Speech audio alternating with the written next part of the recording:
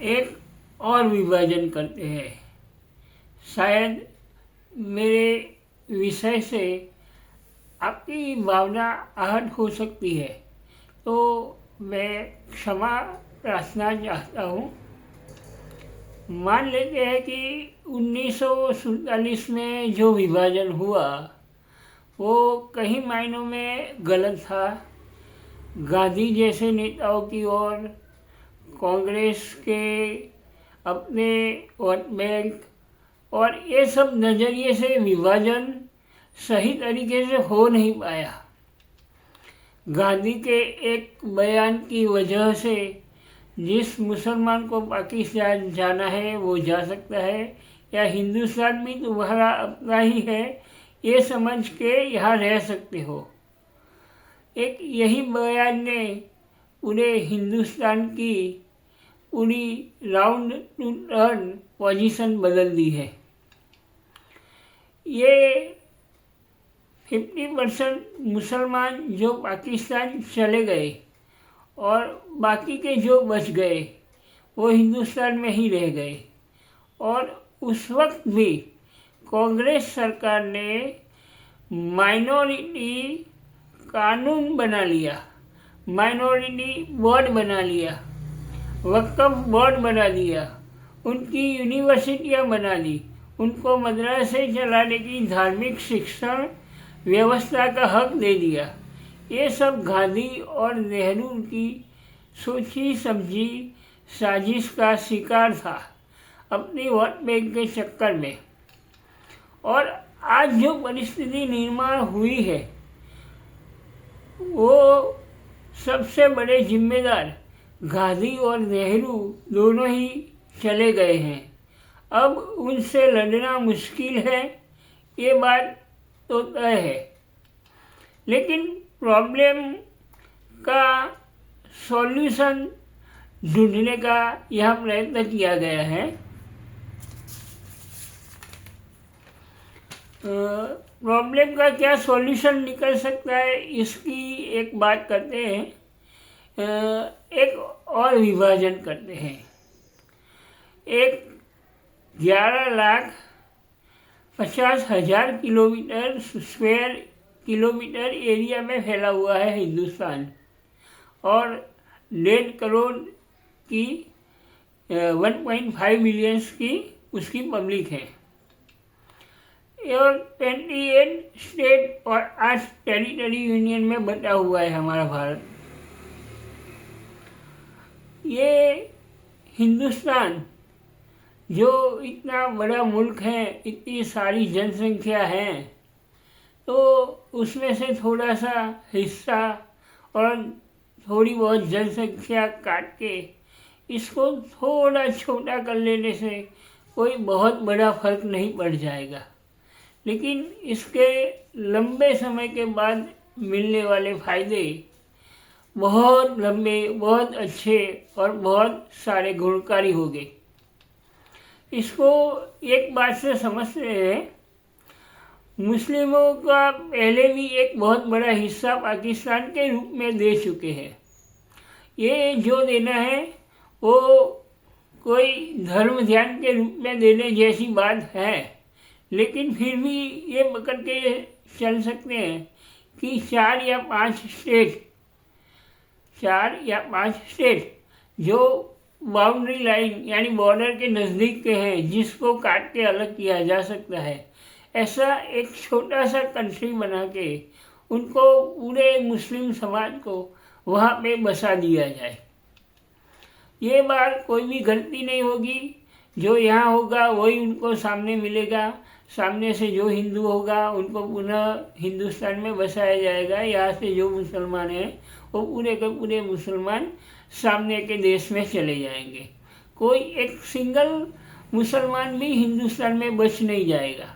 अगर मान लो कि अब्दुल कलाम भी अगर ज़िंदा होते तो उनको भी वो नए वाले मुस्लिम देश में हम भेज देते।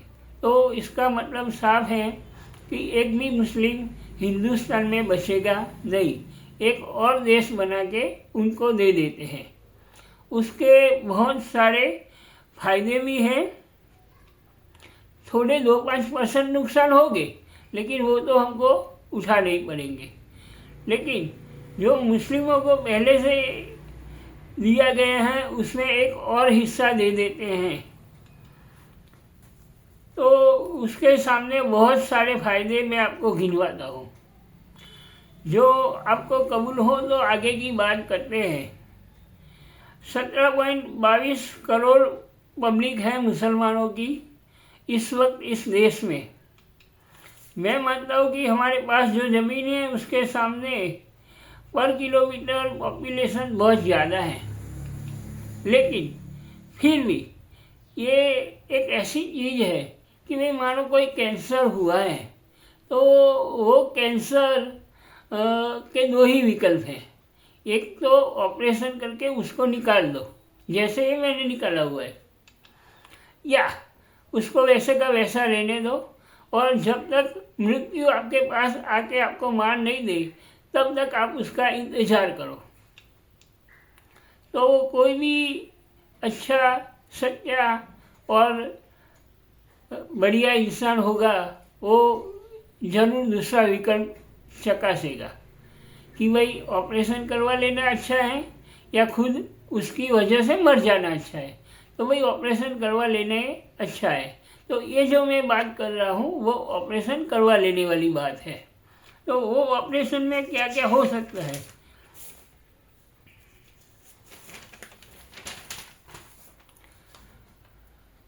अगर मुस्लिमों की बस्ती आज़ादी के बाद 10 गुना हुई है, जबकि हिंदुओं की बस्ती सिर्फ 2 गुना से भी कम रह गई है, उसका मतलब कि अगर 25 या 30 साल ऐसे ही निकल गए तो वो लोग बस्ती के प्रमाण में हमसे भी बहुत आगे निकल जाएंगे। और उस वक्त ये बात मानने का कोई कारण नहीं है कि जैसे आज मुसलमान लघुमती होते हुए भी जिस आराम और सुकून के साथ इस देश में रहते हैं, अगर वो बहुमती में आ गए तो आप हिंदुओं को लघुमती में इतना सुकून और शांति से रहने देंगे, ये बात में कोई माल है नहीं। ये आपके ऊपर जुल्म हो गए, आपको अपना खुद का देश छोड़ना पड़ेगा। और हिंदुओं एक बात मान लो कि आपको शरण दे सके ऐसा कोई हिंदू देश आज तक पूरे दुनिया में कहीं भी है नहीं। आपको कहीं ना कहीं शरणार्थी बन के जीना पड़ेगा। तो ये सारी मुसीबतों का एक छोटा सा हल ये है कि उनको एक छोटा सा कंट्री अलग बना के दे दिया जाए। वो लोग भी अगर सुकून से रहेंगे तो बांग्लादेश बन सकते हैं। अगर वही शरिया और टेररिज्म में रहे तो अफ़गानिस्तान और पाकिस्तान भी बन सकते हैं। वो क्या बनेंगे वो हमारा विषय है नहीं। हमारा विषय है कि ये जो अलग कंट्री देने से हमारे देश में क्या क्या फ़ायदे होंगे, हमारे देश कहाँ पहुँचेगा, ये एक बहुत बड़ी बात है। तो उसके एडवांटेज मैं आपको 1 बाय 1 गिनवाता जा रहा हूँ।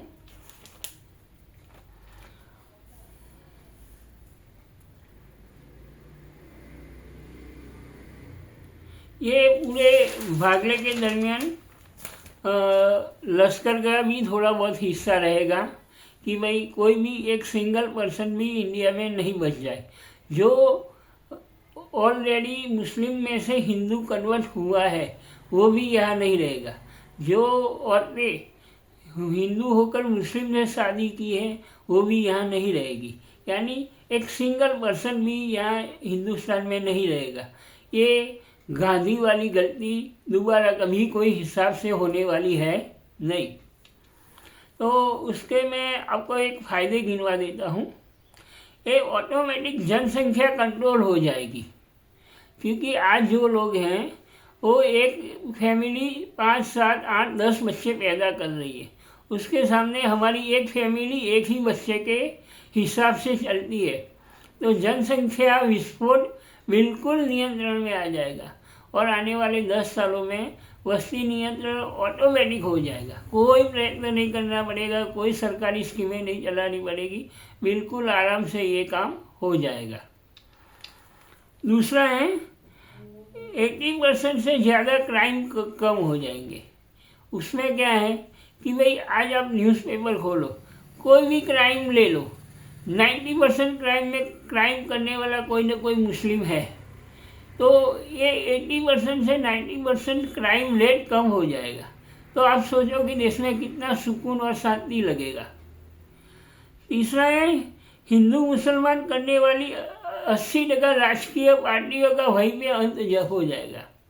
समाजवादी पार्टी है, कांग्रेस है, बीएसपी है, ऐसी ढेर सारी पार्टियां हैं जो स्थानिक भी हैं और नेशनल पार्टियां भी हैं। वो सब यही की यही दफन हो जाएगी कि भाई कोई मुद्दा ही नहीं रहेगा उनके पास लड़ने या लड़ाने का। तो वो ऑटोमेटिक अपना पूरा नियंत्रण खो देगी और मिट्टी में मिल जाएगी। ना कोई लव जिहाद होगा, ना कोई धर्मांतरण होगा, ना मस्जिद से बांगे पोकार के अच्छे लोगों को परेशान करने वाली कोई प्रवृत्ति होगी नहीं। ये सब बिल्कुल बंद हो जाएगा। वक्फ बोर्ड, जामिया मिलिया, ये सब यूनिवर्सिटी का कोई अस्तित्व नहीं रहेगा। सब की सब ऑटोमेटिक समाप्त हो जाएगी। ना कोई वक्फ बोर्ड रहेगा, ना कोई कब्रिस्तान रहेगा, ना कोई लैंड जिहाद रहेगा, ना कोई सूख जिहाद होगा, ना कोई हलाला रहेगा। ये सब ऑटोमेटिक बंद हो जाएगा। जितने भी हिंदू होंगे वो बिल्कुल सुकून से रह पाएंगे। कोई इसमें दो राय नहीं है। बिल्कुल अमन सुख शांति वाला देश बन जाएगा और वो तरक्की रहेगी कि भाई आने वाले 5 या 10 साल में हम जापान, अमेरिका या चाइना से भी कहीं आगे निकल जाएंगे। क्यों? क्योंकि 80 से 90% टैक्स पेयर हमारे लोग हैं और पूरे के पूरे संसाधनों का मिसयूज करने वाले लोग वो तरफ है। यानी कमाने वाला एक है, खाने वाले 80 हैं, ये बात है। तो कमाने वाला एक हो जाएगा, खाने वाला एक हो जाएगा, तो बिल्कुल सुकून और शांति वाली जिंदगी हो जाएगी। ये संसाधनों की कमी बिल्कुल नहीं होगी। अपना देश रिसर्च डेवलपमेंट साइंटिफिकली और शस्त्र सरंजाम और एक्सपोर्ट में इतना आगे बढ़ जाएगा कि भाई पूरे दूसरे कंट्री हमारे देश की ईर्ष्या करने लगेंगे कि भाई ये किस तरह की प्रगति ये लोगों ने की है। इतने सारे लोगों का बोझ उठाते हुए भी हम आज 6-7% का स्कोर रख रहे हैं। अगर ये लोग चले गए और जनसंख्या कम हो गई और ज़्यादातर बुद्धिजीवी यही रह गए तो फिर हमारे देश का विकास कहाँ पहुँच जाएगा, ये आप सोच भी नहीं सकते हो। दंगे, पत्थरबाजी, हिंदू त्योहारों पर कोई न कोई जुमले, ये सब बंद हो जाएगा। बहु बेटियाँ सलामत हो जाएगी, सामाजिक सुरक्षा सुनिश्चित हो जाएगी, कामकाज के अवसर बढ़ जाएंगे, रोजगार बढ़ जाएगा। कोई छोटा नहीं होगा, कोई बड़ा नहीं होगा, सबको रोजगार मिलेगा, सुकून और शांति वाली जिंदगी हो जाएगी। हमारे द्वारा चुकाया गया टैक्स हम ही लोगों के काम आएगा। रोहिंग्या, बांग्लादेशी, शरणार्थी, ये लफ्ज़ डिक्शनरी से भी गायब हो जाएंगे। हमारे बच्चों को धर्म की शिक्षा दे पाएंगे। हमारे बच्चे आर्थिक रूप से, शारीरिक रूप से, सामाजिक रूप से बिल्कुल मुक्त हो पाएंगे। पॉलिटिकल पार्टियाँ कम होगी तो इलेक्शन का खर्चा भी कम होगा। सारे मुस्लिम एरिया वाले नाम बदल के हिंदू एरिया वाले हो जाएंगे। नीट यूपीसी जैसी परीक्षाओं में बुर्खा पहन के बैठो या ना बैठो, वो प्रॉब्लम ऑटोमेटिक सॉल्व हो जाएगा। ना यूजीसी की ज़रूरत रहेगी, ना यूसीसी की ज़रूरत रहेगी। सब के लिए एक कॉमन रूल्स हो जाएगा। रिजर्वेशन बिल्कुल कैंसिल कर दिया जाएगा, उसमें कोई दो राय नहीं होगी। सब समान रहेंगे, सबको समान अधिकार रहेगा, सब एक साथ रहेंगे, सबका साथ होगा, सबका विकास होगा। सिर्फ और सिर्फ सवर्णों का अविनाश नहीं होगा या ना तो SC ST वालों का विकास होगा। सबका विकास होगा, सबका साथ रहेगा। ना कोई बाबरी मस्जिद के लिए हमें लड़ना पड़ेगा, ना कोई धर्म स्थल, ना कोई झगड़े, ना कोई डंडे, ना कोई फरियाद। ना कोई पॉलिटिकल पार्टियों को लड़ने लड़ाने का मौका मिलेगा। सब सुकून की ज़िंदगी जिएंगे। कोर्ट में पेंडिंग केसों की संख्या बहुत कम हो जाएगी, तो न्यायपालिका की स्पीड भी बढ़ जाएगी। ऐसे बहुत सारे फायदे हैं, पूरे दिन गिनवाओ तो भी कम पड़ जाए, इतने फायदे हैं। जो चीज़ अगर हम आज नहीं कर पाए तो हमारे आने वाली पीढ़ियाँ हमें बेहद कमज़ोर, बेहद बुद्धिहीन और नामर्द समझेगी। क्यों? क्योंकि भाई जो काम हम कर सकते थे वो हमने किया नहीं, और जो उसके दुष्परिणाम होंगे वो हमारी आने वाली पीढ़ियों को भुगतने पड़ेंगे। तो हम आज ही सचेत हो जाए, आज ही सतर्क हो जाए और ये बात कहे कि भाई चलो आज ही इसी बात को 2 भागों में डिवाइड करके हम अपने शांति और अपना सुकून ढूंढते हैं, वो लोगों को उनकी शांति और उनका सुकून दे देते हैं। अगर वो अच्छे रहें तो उनका भी प्रगति होगा, हमारा भी प्रगति होगा। वो लोग उनकी जगह सही होंगे, हम अपनी जगह सही होंगे। वो लोग शरिया कानून चलाए या उनके नए कानून बनाए, हम अपने बढ़िया कानूनों को लगाएंगे और देश में ऐसे क्रिमिनल रेट बिल्कुल कम हो जाएगा। हर एक नागरिक सुख, शांति और सलामती की जो चाहना है उसे वो पूरी कर पाएगा। जय हिंद, जय भारत, अस्तु।